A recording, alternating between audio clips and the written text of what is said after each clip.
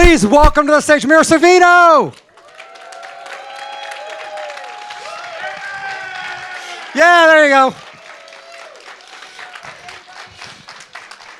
Excellent. Hi. It is so nice to have you here. Relax. It's lovely to be here. Thank you. Been to Pittsburgh much before? Not much. No, actually not. Can we get a little more volume on her microphone, please? Thank you. So needless to say, we're going to cut right to the chase with Rami and Michelle's high school reunion. Was it as much fun to make as it was for us to watch? It was so much fun. Like, I really kind of fell in love with Lisa as a friend, and we had so much fun together. We really did have natural chemistry, like off screen. She would make me laugh, and I would make her laugh. Like, I was funnier with her. Like, somehow she made me funnier. And that was true off screen. Like in high school, I had a certain friend that made me funnier, and she was like that friend. So, and the dance rehearsals were super fun, and the wardrobe try-ons, and half the clothes in the movie were already in my wardrobe, which was crazy. Like the Madonna twins prom dress was a Betsy Johnson dress that I bought off the sale rack when I was a waitress in New York. The silver dress, when I say, "Would you excuse me, I cut my foot before my shoe is filling up with blood," that line, that silver dress was one of my little disco dancing dresses. The suit for the businesswomen's special was an Armani jacket that I had already that they kind of altered the whole thing. So it was so much fun. It was so collaborative. It was also very hard work, though. I had some of the longest shoot days of my whole career on that, 22-hour days sometimes, because of the number of extras. Think about all those people at the reunions and at the prom and all that. It's not like today where they fill in the background with AI. Those are all live human beings, and it just took so long sometimes to fill the big crowd scenes. So was there much improvisation going on during the film? It looks just so wild and loose. Was it? It was very improvisational, and I love working that way. That's my favorite way of working in comedy. I love doing improv. I think it releases my best comedic instincts. But a lot of it was also written. But also some of like the scene where we tell off the mean girls was not originally in the story, and I asked for it to be there, and I basically wrote it with Robin's blessing, Robin, our writer, because I was like, these girls need to have their day in court. Like, they need to face their tormentors. They need to stand up for themselves. And I'm so glad I did, because I think the film would be less resonant for people without it. What was the premiere like? Do you remember much about that? Was it anything special? It was at the Sportsman's Lodge in Los Angeles, and they had us drive up in the Jaguar, me and Lisa. And I just remember dancing a lot, and my family being there and my friends, yeah. So what was it like being in the theater watching other people watch it for the first time with you and enjoying it just as much as you do? That had to be pretty exciting to actually be in the audience. It's great to hear the laughs. Like if you're sitting in a theater and you're showing a comedy, you want to hear people laughing, and we did. So we were like, okay, this is working. Nice. Mind if we switch to drama and talk a little bit about Mighty Aphrodite? I mean, what drew you into that role? I mean, it's a completely different style of acting. How do you prepare differently for something like that? Well, it's also a comedy, though. I mean, it's just, I approach everything sort of the same way. I find the character. I find whatever script I'm working on, I read it over and over again until I can kind of feel who she is on the inside, and then think about how she might talk, how she might walk, what she would dress like, and then I practice that. I practice being her. So that's what I did for this, and I was asked by the director to work on a voice. Not only is she cheap, but she's stupid, was what I was told at the final audition. And so I had a notebook, and I was like, Californian, Southern? And I asked if it should be that, and they said no. And then I was like, high, question mark, gravelly, question mark, high and gravelly, circle. And because I had a boyfriend in college who had a mother, a lovely woman from Montrose, Pennsylvania, really, really lovely woman, and she had the highest natural speaking voice I'd ever heard. She spoke like that. She spoke like that all the time, a very high, lovely voice. And then I was like, but that's not quite, that's sort of Minnie Mouse, but I needed to be sort of rough around the edges. And then, so I found this way of like talking like falsetto, but like having it like hit my vocal cords. And it makes this very weird voice that makes almost anything funny. Like you could read the cereal box ingredients, and it's a little bit wacky. So that, but she has a very sad, compelling story about how she gave up a child for adoption and misses him every day and wants to get out of being a sex worker or a prostituted person. I'm an anti-trafficking person. I'm an abolitionist, so I'd rather not call her a sex worker. I'd say she's a prostituted person. But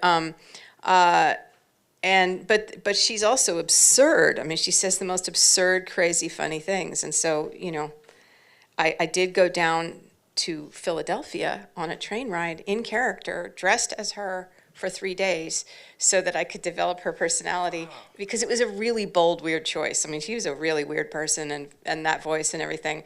And so I would wear platform heels in my hair and a top ponytail and a fluffy pink sweater and tight jeans and, hello, can I have this ice cream? And, and I would just, kind of communicate with people, and it would embolden me to stay her on the set. And I stayed in character all the time. And then one day I was told by the photographer, listen, I want to help you because Paul's a friend of mine, my dad.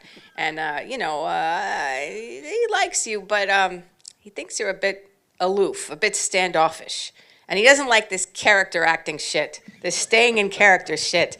And I was like, oh my gosh, but I'm afraid I'm going to fall out of it. If I start talking in my normal voice, maybe I won't answer the line in, And so I was like, okay, well, I'll stay in character, but I'll be much more friendly. Because I was literally standing at attention like a soldier. Which way, sir? How do you want me to do it, sir?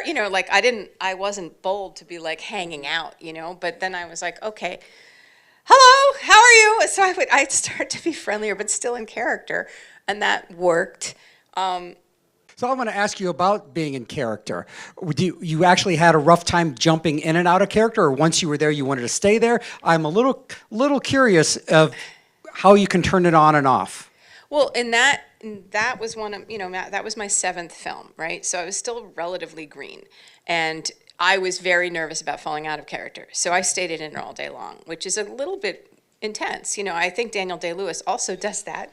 Yes. But now that I'm all this, I've been in this business for 30 years, I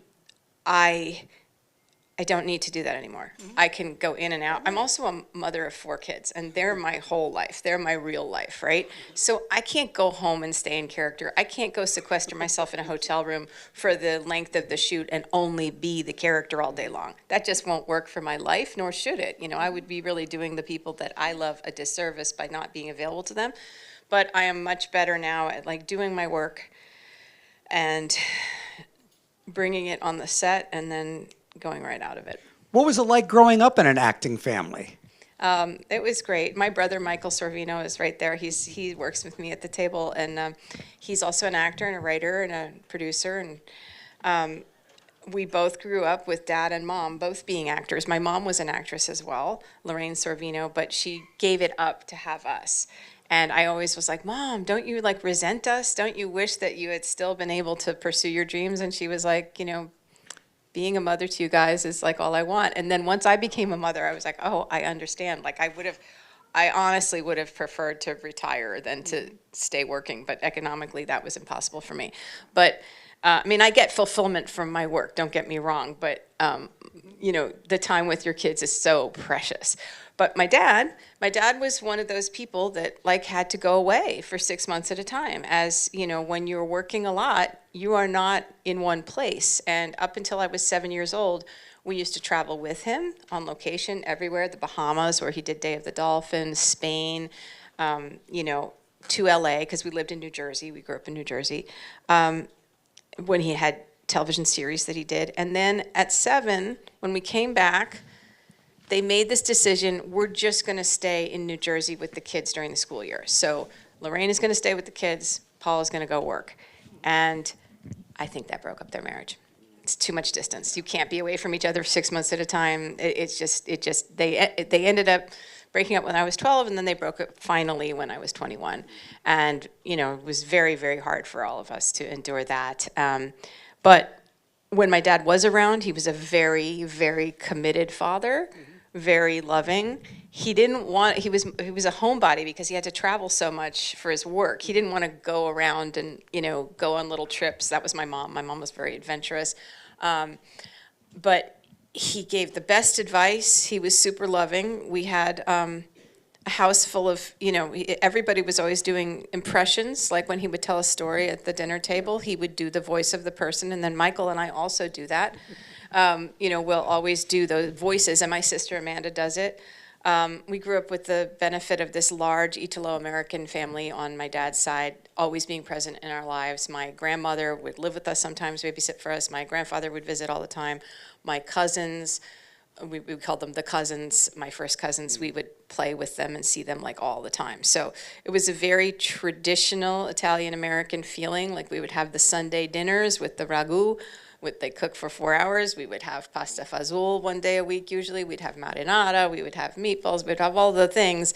And my mom learned how to be like the best Italian cook, even though she was not, to her knowledge, at all Italian, although I think DNA-wise she is like a tiny bit of Italian.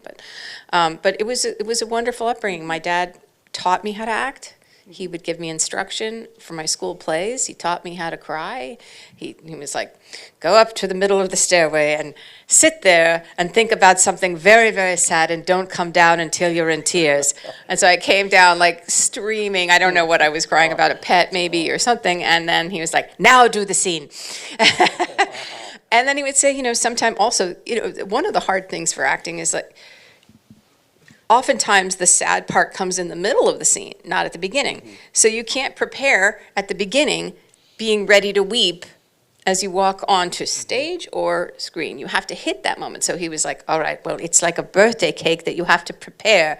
You have to prepare it separately. You have to work on that moment, meaning that, practice getting to it, and then put it aside. And then when you hit it, like when you're playing a musical passage that you've practiced, you will automatically go there. And everything he taught was from the inside. It was all Stanislavski-based, organic acting. You have to feel everything. You can't, if you don't feel it, they won't feel it. It's the opposite of the British method, which is if you feel it, they won't. But American actors and Russian actors are trained in this Stanislavski, like sort of interior kind of acting, where in addition to all the exterior work, the walk, the look, the voice, the tics, you have to feel everything. And acting is doing. You have to do things with what you're doing. Like right now, I'm explaining, or I'm convincing, or I'm cajoling, or I'm begging, or I'm berating. But you're always doing something rather than just acting upset. You don't impose an adjective on it. Actually giving meaning to what you're doing gives you everything you need. You have to load it all up with meaning. And later when I studied with Wynn Handman in New York, who was my greatest teacher, he would say, this was something that Sanford Meisner, my dad's first teacher, would tell him, but Sanford was dead by the time I came around. But you have to find the pinch that creates the ouch. So every choice you make for your character has to be really strong. Like Romy really has to care what the mean girls think of her. And she really has to be in love with Billy Christensen. She can't be halfway about it. Otherwise, it's not going to produce those big reactions that she has, or that outlandish behavior, trying to impress people, inventing Post-its, etc. So I gotta say, didn't we have your father? Didn't we have Paul Sorvino here about 7 years? We had him about 7 years ago. Sadly, I didn't get to interview him, but I remember he brought a special chair with him to sit.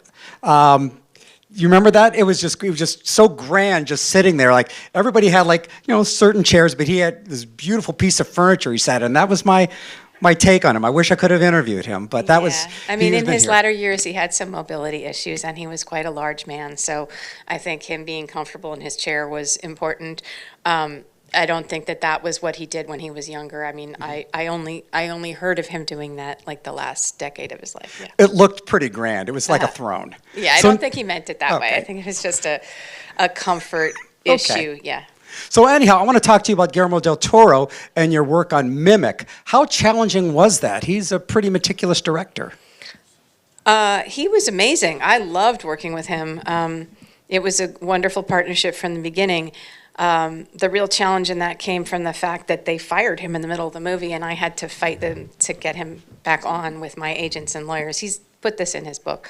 But the Weinstein brothers fired him, and then it turned out that in my contract they hadn't followed the protocol that they were supposed to follow. they were supposed to inform me beforehand. They were supposed to give me a list of directors to approve. I would have like 78 hours to approve them. And they also installed Ole Bornedal, who was a producer on the project, as the new director, which is against Directors Guild rules. So my agents and lawyers were like, do you want to fight this? We can fight this. And I was like, yeah, I love Guillermo. And so they came in guns blazing, and then he was asked to cut his own footage because they had been doing a running montage of the footage, but he had not been involved in the edit. And he went in they gave him 11 hours in the editing room. He recut the running footage that they had so far, and then they were like, okay, you're back on. But it was not something that it's like one of his worst memories ever, what happened on that. And I love him so much, and he's such a brilliant man. And I think I worked with him first in America. Like, he had done Kronos in Mexico. Right. And I saw that. And I'm not really a horror person by nature, but I was dating Quentin Tarantino at the time, and I had my eyes kind of more open to genre through him. So that year I did not only Mimic, but I also did Replacement Killers. And my agents, and I did Romeo and Michelle, which my agents considered to be a lowbrow comedy. And they were like, Mira, you're pissing away your Oscar year because you're doing all genre. You're not doing these hoity-toity, like, A Room with a View, Merchant Ivory Productions. And, I don't know, they may have been right about that. But at the time, I was very adventurous. And obviously, I was right about Romeo and Michelle. But we'll never know if it would have been a better choice to not do, a horror movie and an action movie the same year that I won the Oscar. Replacement Killers is pretty damn good. Hopefully some decent stories and a decent experience with that film. Yeah. And like the Guillermo experience was great working with him. It was just, it had a crisis in the middle, right? That was really fun. I got to train with this guy who was like Special Forces Black Ops, like from London, and he trained De Niro for Ronin, and I got to run and shoot and roll and use live ammunition like all the time, like a fight, like it was, and so I think I was pretty badass in that movie. Yeah, I think I acquitted myself okay. So that was super fun to get to play in that world. It's great just to have that wide variety. It really is a spectrum. I'm going to ask you about Marilyn Monroe in 1996. Could you tell us a little bit about that? Yeah, that was sort of a dream of mine. I loved her. As a teenager, I discovered her through a picture book first, and then I started watching her movies. And I just found her innocence, even though she was, sort of a sexual being, to be kind of revelatory because we came from a very fundamentalist household. And so, sexuality was kind of associated with badness, right? And here was this person who was like childlike and eminently good, like you just loved her.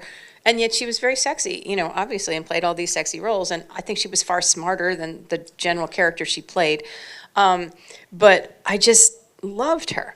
And when I was offered to play that, I was like, whoa, this is amazing. But I didn't believe in myself that I could play it. I didn't think I was pretty enough or special enough or all that. But, I went to work studying her, doing everything I could to learn everything about her. And they had me put on 10 pounds, and then I thought I looked too heavy. And so through the course of the movie, I was losing weight to be sort of in the middle because they were like, Marilyn Monroe was never skinny, you're too skinny,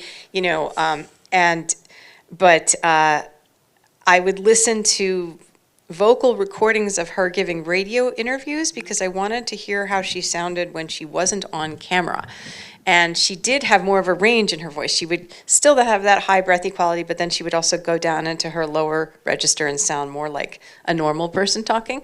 But she did have those idiosyncratic ways of saying T's and N's and and then I would play a video. This is when we still had VCRs and stuff. So I would play a scene from a movie, say River of No Return, I think it was, or I can't remember what the name of it was, but I think that was it. And then I would play her scene, and then I would have a camera on myself, and I would record myself doing the same lines, and then I would play them back and forth to see if I was able to match the way she moved her face when she spoke. And then I listened to her recordings because I had to sing some of her songs, and it was like the Happy Birthday, Mr. President scene. I literally felt like I was singing at Madison Square Garden when we were honestly like in the Egyptian or the Pantages Theater, and there were maybe 20 crew people in the audience. But with the bright spotlight on me, I couldn't see, and somehow I was transported and got to do that breathy, drunken, happy birthday, Mr. President, and it's kind of sad and eerie all at the same time. But I did have like a moment of like crisis where I was in my dressing room getting ready to play this scene from the set of The Misfits, and I had been able to find her actual costume from The Misfits in New York City. I walked into this vintage shop, and they had a glass case above the checkout stand, and it said Marilyn Monroe, The Misfits, and it was her white silk halter dress with the cherries. And I was like, is this her real dress? They said, yes, it's authenticated. I said, I'm playing Marilyn Monroe in an HBO movie. Could we rent it from you? And they said, yes. And so, but putting it on, then I had this little crisis, like, how dare I? Who am I to wear her dress? Like, she's the great Marilyn Monroe. And then all of a sudden I was like, relax, you will never be here. She was one in a million. There will never be another her. So take that off of yourself. Just see this as your homage to her. Try and show people what you think you know about her. And that really that was a game changer for me. And then after the movie came out, I got like the nicest compliment of my career, because Arthur Miller, who had been married to Marilyn and, the great playwright, he was working with Winona Ryder on a Broadway show, and he saw it, and he said to Winona, who is that girl that played Marilyn? How did she understand Marilyn's pain? So I was like, oh my gosh, I did my work. I did it. Okay, so. Awesome. You mind if we get some questions from the audience? Yes, and you're welcome to ask things about my recent work. I'm sorry, I was just kind of going okay. right down front. Yes. I saved that for last. All right, well, hello, Mira. So wonderful to have you with us. Thank you. So I just wanted to thank you for most of the work you did. Quiz Show, Barcelona, Beautiful Girls, Mimic, and also the most recent film, Sound of Freedom. Yes. Thank you. Well, I don't know if you guys know, but since 2004, I've been an advocate working on behalf of human trafficking victims. And first with Amnesty International, I was their Stop Violence Against Women campaign spokesperson. And then in 2009, I was sworn in at the United Nations as their Goodwill Ambassador for the United Nations Office on Drugs and Crime on Human Trafficking. So I've actually, Sound of Freedom is like my fourth film, I believe, that I've made about human trafficking. Maybe it was my third and there's a fourth. But I also made a documentary called Every Day in Cambodia. I did the mini-series in the aughts called Human Trafficking with Donald Sutherland and Robert Carlyle, and we got nominated for Emmys and Golden Globes, and it was a very powerful piece. And so I was actually asked by the man that the movie is about, Tim Ballard, to play his wife. And it was nice because I had already known Jim Caviezel from doing a movie with him and Robin Williams called The Final Cut, and I'm very fond of Jim. So, yeah, they did cut my role like way, way down, and Tim was actually unhappy at the premiere. He was like, my wife was like, literally had... My discussions with my wife are why I changed and decided to take on this fight to fight human trafficking. And he did feel that her part in his origin story was underrepresented. But I still am very grateful to be part of a movie that has opened a lot of hearts and minds to the subject of human trafficking. And, human trafficking, no matter where you are on the political spectrum, it's not a blue or red issue. All of us should care that people are slaves in our time and are being abused mightily and horribly, especially children. So there are 50 million people living in slavery today, more than at any other point in recorded human history, and only 1% of them get out right now. So thank you for, if anybody wants to get involved, on my X page, which I'm not that active on these days, but my pinned tweet is like a 9-post thread of anti-human trafficking organizations that you can get involved in if you're interested. Any other questions?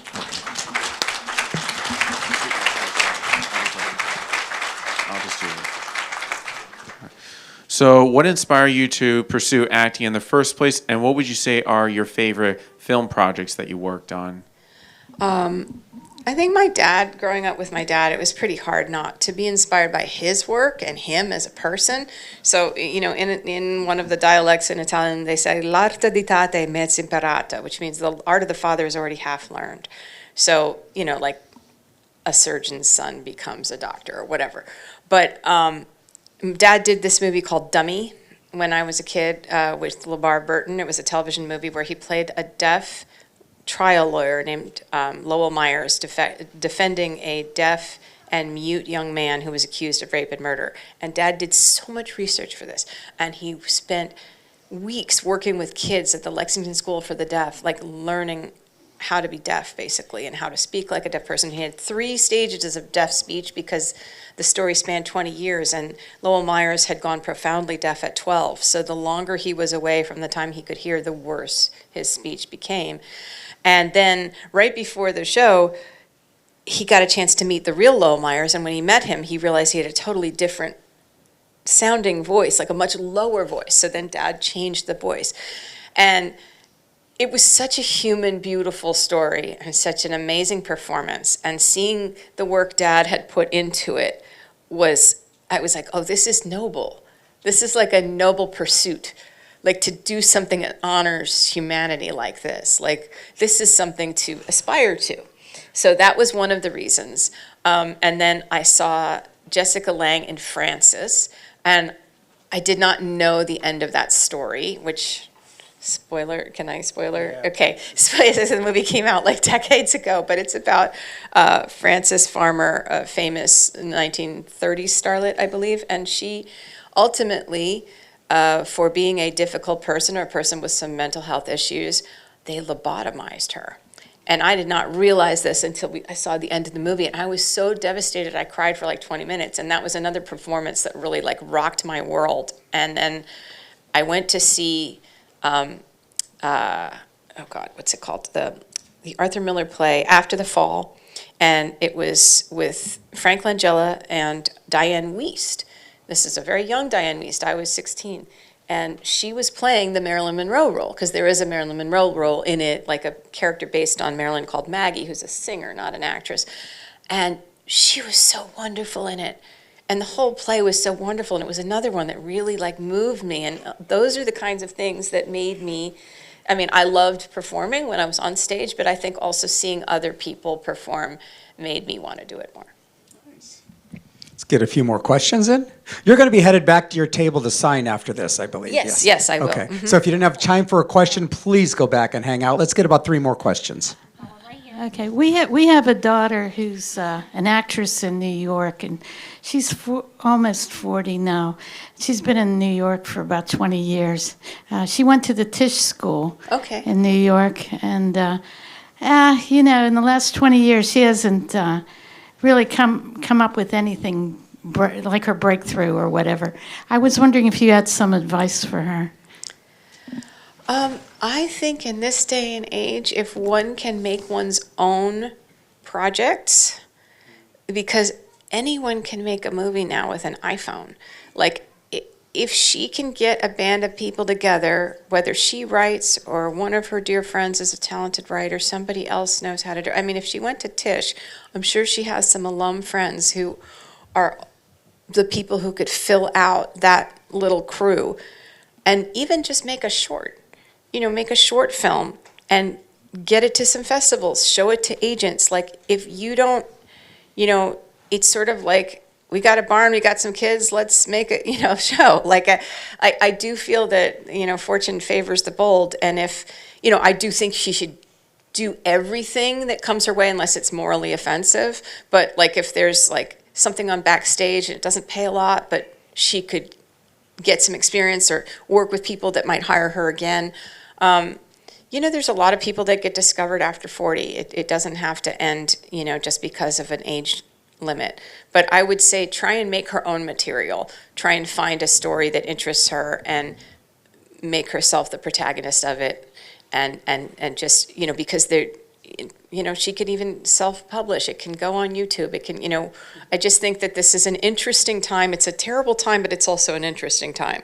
Like, The industry is really down right now. Like, we never recovered after COVID, and then we got hit with all the strikes, the writers and the actor strikes, the Directors Guild.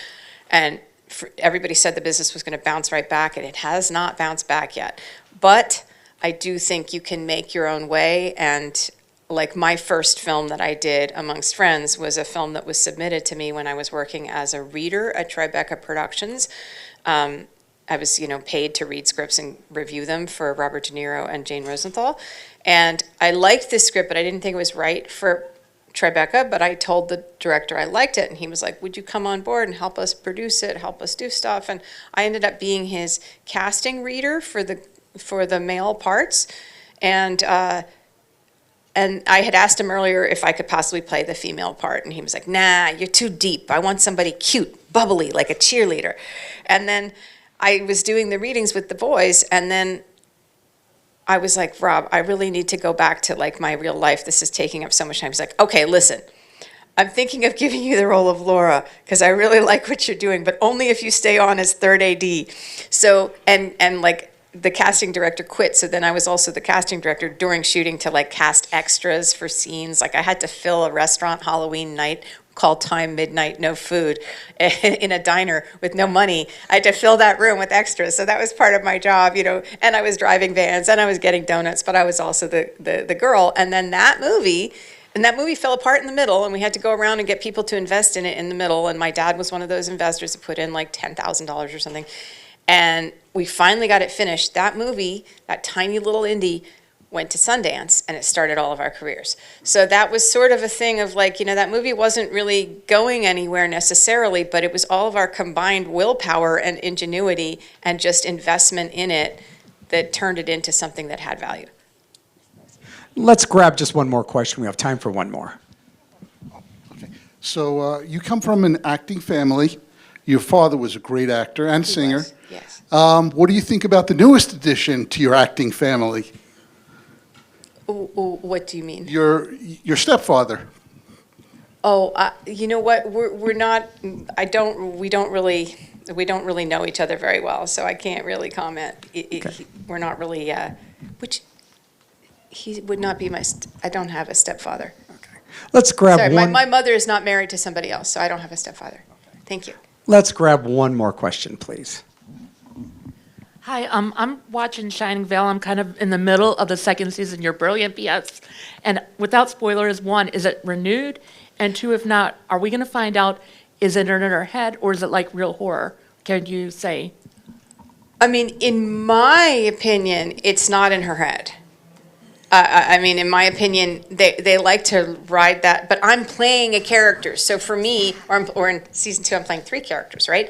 So, which is so much fun, And any of you all who haven't seen this show yet, it's called Shining Vale. It's on Max. It used to be on Stars, but then it just moved to Max in January. And it's gotten a whole new group of viewers, which is fantastic. Courtney Cox is the lead, Greg Kinnear is her husband, and I'm the ghost that haunts her in her house.